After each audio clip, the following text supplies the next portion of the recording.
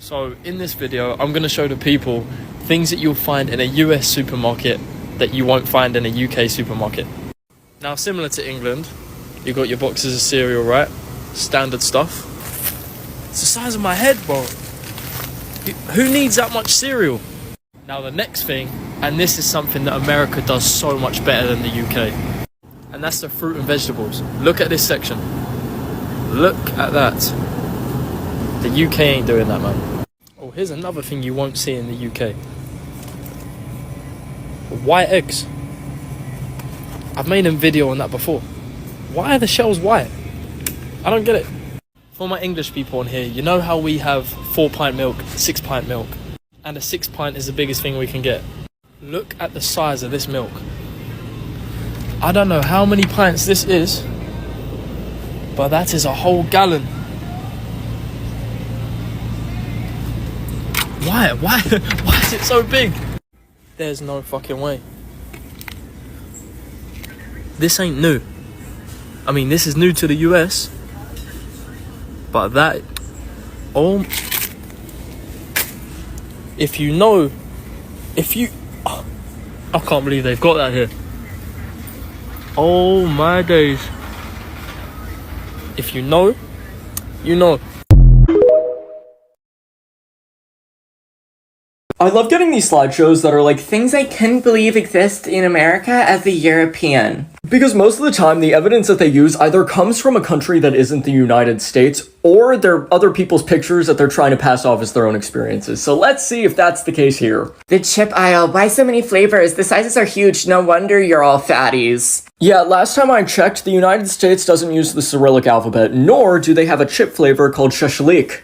All the different sodas, it's a miracle you all are still alive. First of all, we don't sell Ribena in the United States. We also don't sell Mirinda. And our Mountain Dew bottles don't look like that. But the dead giveaway was this FNN Sarsi drink, which is exclusively sold in Southeast Asia. This is ridiculous. There is no reason for needing this many flavors. This is a picture stolen from a tweet from 2017. All the different cereal, why are they so big? None of them are nutritious. Nesquik cereal isn't sold in the United States, nor is fitness cereal. The random things in the aisle, why is baking soda next to syrup? Like, I don't know, babe, maybe you should ask the German or Austrian grocery store where this came from, because it says 100 milliliters equals 3.04 euros, and that is German on the bottle. I went to Texas Roadhouse. No, you didn't. That is from a Yelp review. Also, the bread was not good. Maybe we should ask the person who originally posted this 11 days ago. I also went to Chili's. No, you didn't. That picture was stolen from Lemonade. Brits just don't understand. I landed from America 3 days ago, and someone said to me when I landed, another Brit, "Oh, so how was the whole of America? Did you see it?" Did I see it? I don't think Brits truly understand the scale and size of America. For any Brits watching this, America has 6 time zones. The UK has 1 time zone, and it has 4 different countries. You can drive in Texas for 11 hours and still be in Texas. That is not a thing in the UK. Americans will drive 2 hours to work, to commute. Americans will drive 2 hours for food. I truly believe Brits cannot comprehend or grasp the sheer vastness and size of America until you've been there. I haven't seen all of America. It actually took me 3 weeks just to get through Louisiana. And Louisiana isn't even that big. Have I seen the whole of America? There's 50 states. But it blows my mind when Brits say, "Oh, so you've seen the whole of America then? You've been travelling there for 2 years." No. I haven't seen the whole of America. It's going to take me a long time to see the whole of America. America is absolutely massive, mate. Alright, so apparently America has these things called Great Lakes. I thought that was just an overconfident way of saying you've got nice ponds. But no, these are lakes the size of countries. And you've got 5 of them. Superior, Michigan, Huron, Erie, and Ontario. Now they don't sound like lakes, they sound like retired gladiators. Coming soon, Lake Superior versus Lake Michigan. Battle of the Splash. And not only that, right, Lake Superior could fit the whole of the UK in it. What? So basically, you're telling me that America's got a pond, you could lose Birmingham in it and still have room for Wales. And apparently you call it an inland sea. Mate, if you have to call it a sea, it's no longer a lake. That is false advertising. If I ever tried to paddleboard across one, I'd need a passport halfway through. And Lake Michigan touches 4 states. 4. A British lake touches what? A few sheep and a fence? And get this, these lakes have beaches, like actual beaches with waves. I saw a video and thought, oh, that's a nice ocean, where's that? Meanwhile, in Britain, our lakes are called like Windermere or Buttermere. They sound like nice cream teas. America are naming theirs like they're flexing in the mirror. Lake Superior. Listen, it's not a competition, mate. And if it was, you've smashed us out the park. And then there's Lake Erie, which sounds like a ghost story. Oh yeah, the haunting of Lake Erie.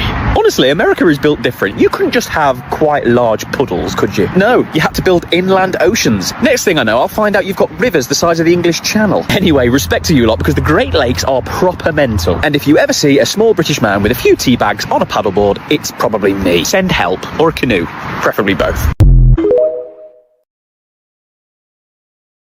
Everything in America is just big.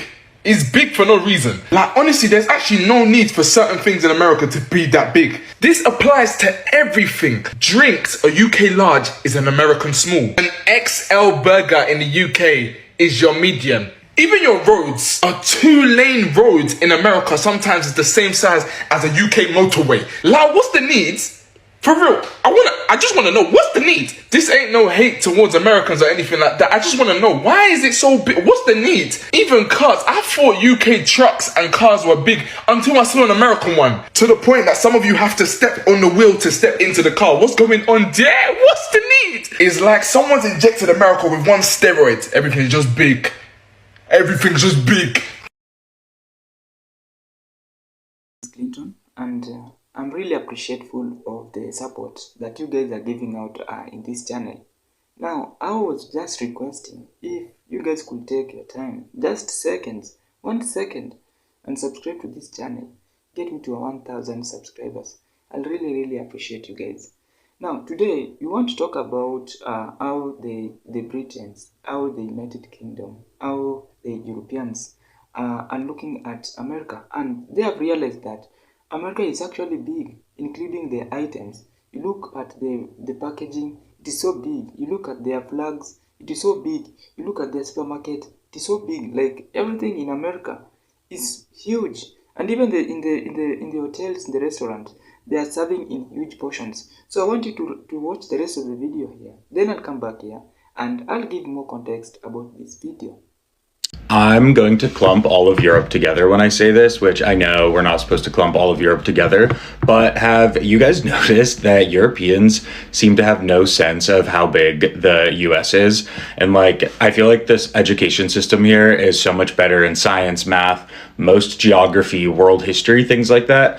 But the second we start talking about the distance between Disneyland and Disney World in New York, every European that I've spoken with who has never been to the US seems to think you can drive between the three within a few hours of each other, and are always so amazed when I talk about driving from San Diego to San Francisco and it taking maybe 10 hours or so. And people are like, wait, what? It takes 10 hours? How far is that? And seem to have zero clue how big the US actually is. I don't know if just they don't realize that states are bigger than a lot of European countries or what the deal is, but please tell me I'm not the only person who has noticed this. And I think it's so funny how mind-blown people are when they realize how long it takes to actually drive from city to city in the US. And it's not like here where you can literally go on a train for 30 minutes and be in a different country with a completely different culture. Yeah, please let me know if you guys have noticed that too, or if I'm just making things up. Why are we letting Europeans tell us how they see the United States? This is the second time I've seen a map that Europeans have drawn of the United States, and both times it's not been great. This map shows how Europeans view the South, and as you can tell, they got it right geographically, but not culturally. They got that completely wrong. So this map that I found says this is how Europeans view the United States, and I kind of think this is a little offensive, especially up here, New Amsterdam. Come on, call it New York. It's been New York for like 200 years. I feel like you're just insulting us at this point. Rich leftist, bears? Is that all Alaska is to you? Bears? What about gold? I mean, There's a TV show about gold. Literally nothing out here, but then why are there so many Europeans who come skiing out in the Rockies? Maybe they don't. Maybe they just stay in Europe to ski. I have no idea. Texas, that's fair. Detroit, I guess that's fair. I don't know. And then amateur racist and professional racist, I don't know. They need to look inside themselves and make sure they're not racist before they call us racist. Because while there are racist people here, not everybody is racist. And that's kind of ridiculous to say. New England, I've heard the Americans call it New England. I don't know. Lilo and Stitch, Hawaii? What? I feel like I've been lied to my entire life about America.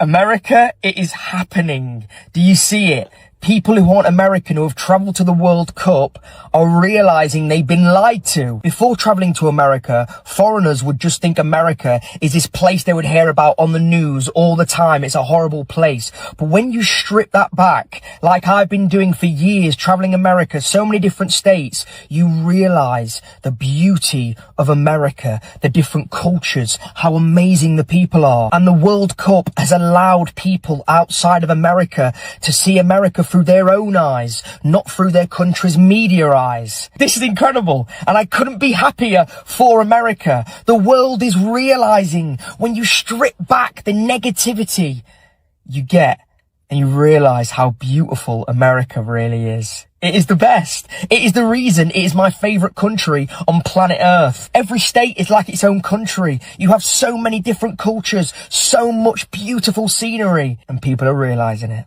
People are finally realizing it. And I couldn't be happier. I couldn't be happier for America and Americans. America, I'm so happy for you. Yes! Yes! You are here, and I want you to imagine this. You are a European tourist planning your dream vacation to the United States. Okay, let's talk about the World Cup. You open up a map, you look at the country and think, perfect, well, we'll land in New York on Tuesday morning. Drive down to Miami for the beach on Wednesday, and then hit up the Grand Cayuna by Thursday afternoon, yeah? Every single American watching this globally facepalming at the exact same time. So welcome back, guys. Today we are diving into one of my absolute favorite internet genres, European realizing with absolute existential dread, like just how terrifying massive the United States of America is. So we want to talk about the 3-hour rule. So if you grew up in Europe, your concept of distance is completely different. And in Europe, if you get in a car and drive for 3 hours, you'll probably cross 2 international borders. And the language has changed twice. The currency might be different, and the local cheese tastes also completely, right? But in America, if you drive for 3 hours, you are still in Ohio. You haven't even escaped other suburbs of Columbus. So there is a brilliant quote that sums this up perfectly, like, in Europe, 100 miles is a long way. In America, 100 years is a long time. So America is will usually drive 4 hours just to look at the specific coach they want to buy on Facebook market. To a European, and a 4-hour drive requires an international passport, 3 weeks of planning, and emotional support animal. So we want to talk about the infrastructure, right? And the shock doesn't just hit them on the map, it hits them on the second they look at the roads. So most European cities were laid out by the medieval cows and the Romans, and they compact, walkable, and connected by high-speed trains. Then in Europe, lands in Atlanta, Austin, or let's say the LA, and they introduced the American interstate. Suddenly, they are staring down at a 16-lane highway. There is no train to the next state over. You haven't driven. So on the scale of everything on those roads, scales up too. And the gas stations aren't just little hut with a pump. They encounter places like bushes and a station the size of European shopping mall with 120 fuel pumps, and a literal war of beef jerky. So it makes them feel like they have stepped into an alternative reality where everything was hit with a giant growth ray. So we want to talk about the psychological dreads of nothingness, but the real psychology kicker for most Europeans isn't the cities, it is the nothingness. European is incredibly dense. Even in the countryside, a village or a pub is usually just a few miles away. So when a European drive through the American West, it turns into a psychological thriller. You will see highway signs that casually say, next service station, 110 miles. That is a terrifying sentence to someone from a small country.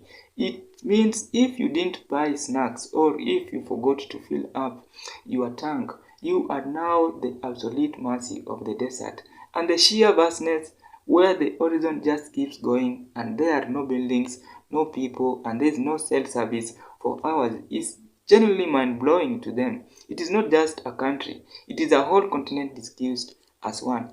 So I want to say that, to any of my European viewers planning a trip across the bond, respect the map. Don't try to see the whole continent in a week. Pick one region, accept that you are going to spend a lot of time listening to a podcast in a rental car and just enjoy the scale. If you ever experience this culture shock firsthand, either as a European visiting the US or American hosting a confused foreigner, let me know your finest stories in the comment below. And you also have to you all have to hit that subscribe button, and it really means a lot to me. And I'll see you next, guys, in the next video. One thing that Europeans really can't wrap their heads around is how fucking big this country is. But in America, look at the size of these. Bro, look at this bag of Crave. She is 100% correct. I've had to explain to my friends in Europe so many times just how big the United States is, and I want to show you the example that I always use. So if you wanted to drive from Seattle to New York City, it would be 2,851 miles and take 43 hours. So let's say you start in Paris. How far would that same drive get you? Maybe Moscow? Nope, this is only 1,763 miles. Not even close. So Paris to Moscow only gets you from Seattle to just over the border in Wisconsin. You wouldn't even make it to Chicago with that distance. And drum roll! Seattle to New York is the equivalent of driving from Paris to northern Iraq. And not only are you not in Europe anymore, you're in Asia, but you had to drive through Germany, Austria, Serbia, Bulgaria, Hungary, and Turkey. Not in that order though. Not to mention, that is just the continental US. This is the size of Alaska comparatively, and this is Alaska on Europe. So yeah, the United States is huge. Europeans have been laughing at the size of grocery stores in America for years and years. But now, as we said, the World Cup is on and they're experiencing it first hand. We have seen all over the internet people walking into places like Walmart and making videos because they are in shock at the size and scale of these things. The fact that they used to take the piss, I think their minds are being changed. They're starting to come round and see America for what it is. And understand it. It's bigger and better than every other country. Everything in it is bigger and better. Yeah. People are getting a real experience right now of America, and I'm glad the World Cup is in America. Yeah. I'm glad people are having to go there for the football. Yeah. You guys call it soccer. Because it's opening everybody's eyes up to how amazing and diverse America really is, and huge. Huge. And maybe, hopefully now, the world is starting to realise how amazing the US is. The first time that James and I stepped into a Walmart was a crazy experience. First of all, we weren't expecting to see so many American flags hung up on the ceiling. Everywhere. It was incredible to see, and we were thinking, like, this would never happen in a UK supermarket. I'm sorry, but there is not one thing that you can't buy in Walmart. Yeah. I saw there was a tyre shop in there, canoes, guns, Yeah, arrows. Is it arrows? Knives? knives, arrows, everything, toys, like food, anything you could ever think of is inside of Walmart. Yeah. You can get lost in there. You could get lost in there for hours and hours. And I also, think one time, did we lose each other in there before? Oh, of course. We do. Sometimes me and Shana go into Walmart and we lose